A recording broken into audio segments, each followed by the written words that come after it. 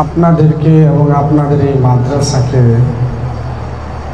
আমি ভিডিওতে দেখেছি। আমি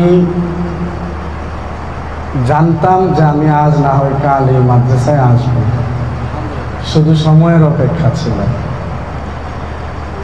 আমাদের সবার প্রিয়, ব্যক্তিগতভাবে আমারও প্রিয় মানুষ এখন বক্তা হয়েছে, বড় হয়েছে এই জন্য না। হযরত বলছেন আমরা আগে থেকেই একসাথে পড়াশোনা করছি, আমাদের খেলাধুলা উঠা বসা সেই আজ থেকে 13-14 বছর আগে থেকে, সেইখান থেকে আমরা একসাথে। আমরা যারা কোরআনের হাফেজ হয়েছি, বিশ্বসেরা হাফেজ, আল্লাহ তাআলা আমাদেরকে আমাদের মেহনত হোক, মা বাবা এবং উস্তাদদের মেহনতের কারণেই আমরা বিশ্বসেরা হাফেজ হয়েছি। বাস্তবিকভাবেই আমার কখনোই জানা ছিল না যে আল্লাহ তাআলা এই কোরআনের কারণে যে একজনকে এত বড় বানাইতে পারে। আমি কখনো জানতাম না যে আমি এত বড়, আল্লাহ তাআলা এত বড় ব্যক্তি হিসাবে কবুল করবেন। কোরআন আসলেও এমন একটি কিতাব, এই কিতাবকে যেই ভালোবাসবে, বুকে ধারণ করবে এবং মন থেকে কোরআনকে জীবনের সাথে সম্পৃক্ত করে নেবে, আল্লাহ তাআলা ওই ব্যক্তিকেই চমকায়া দিবে এবং সেটা দুনিয়াতে এবং আখিরাতে উভয় জাহানেই চমকায়া দিবে। তার বাস্তবিক প্রমাণ আমরা যারা কোরআনের হাফেজ। আপনারা যারা মাদ্রাসায় পড়তেছেন, কখনোই নিজেকে ছোট মনে করবেন না। নিজেকে যেন কখনো এমনটা মনে না হয় যে আমি মাদ্রাসায় পড়ে কি হবে, আমার জীবনের কি অর্থ, আমি জীবনে কি করব, এটা কখনো মনে করবেন না। রাসূলের হাদিস অনুযায়ী আপনারা ওই ব্যক্তি, যেই ব্যক্তির চাইতে পৃথিবীতে আর কোনো শ্রেষ্ঠ ব্যক্তি হতেই পারে না। তো আমার নবী কোনোদিন ওনার জীবনে মিথ্যা কথা বলেন নাই, আর আমরা বিশ্বাস করি আমার নবী যেই কথা বলছেন পৃথিবীতে ওই কথা কখনোই মিথ্যা প্রমাণিত হবে না কিয়ামত পর্যন্ত।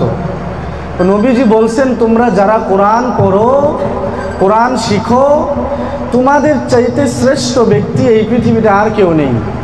সুতরাং বাহিরের কোন ব্যক্তি, কোন বুদ্ধিজীবী যে কোরআন জানে না, কোরআন শিখে নাই, কোরআন কোনোদিন পড়ে নাই, ঠিকমতো 5 ওয়াক্ত নামাজও পড়ে না, এমন কোনো ব্যক্তি যদি বলে তোমাকে বা তোমার বাবা মাকে কখনো বলে সন্তানকে মাদ্রাসায় দিয়েছেন, কি হবে, বড় হয়ে কি হবে, কি করবে, তখন কখনো মনকে ছোট করবা না।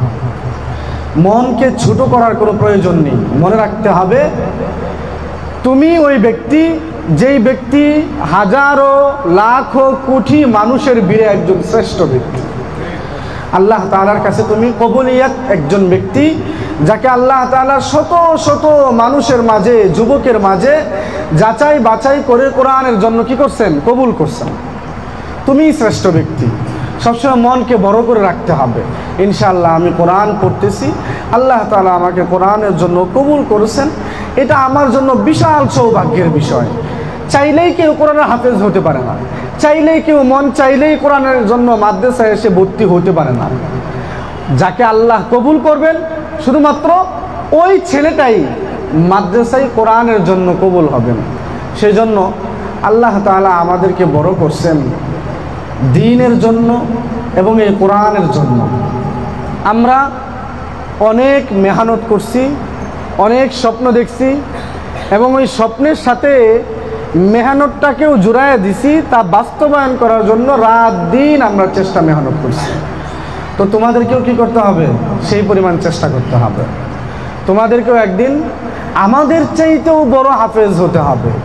শুধু আমরা আসলাম, আমাদেরকে তোমরা দেখলা এবং অনুপ্রেরণা পাইলা, এইটুকুর মধ্যে সীমাবদ্ধতা থাকলে হবে না। তোমাদেরকে এখন থেকেই স্বপ্ন দেখতে হবে। তোমরা কাদা মাটির মতো, তোমাদের জীবনটা এখন কাদা মাটির মতো। নিজেকে যেভাবে গড়ে তুলবা ওইভাবে গড়ে উঠবা তুমি। এখনই তোমাদেরকে স্বপ্ন দেখতে হবে। স্বপ্নটা পরে দেখলে চলবে না, এখন থেকে ওই স্বপ্নের মতো তোমাকে লড়াই করতে হবে, ওই স্বপ্নের সাথে তোমাকে মেহনত করতে হবে। ওই স্বপ্নকে বাস্তবায়ন করার জন্য রাত আর দিনকে একাকার করে দিয়ে সামনে এগিয়ে যেতে হবে।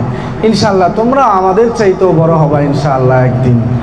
এবং তোমরা যারা কোরআনের জন্য আল্লাহ তাআলা তোমাদেরকে কবুল করছেন, তোমরা প্রত্যেকেই রাত দিন মেহনত করবা, উস্তাদের কথা মানবা এবং নিজের স্বপ্ন দেখতে শিখবা এবং নিজে মনে প্রাণে এটা মানবা যে আমি ইনশাআল্লাহ পারবো।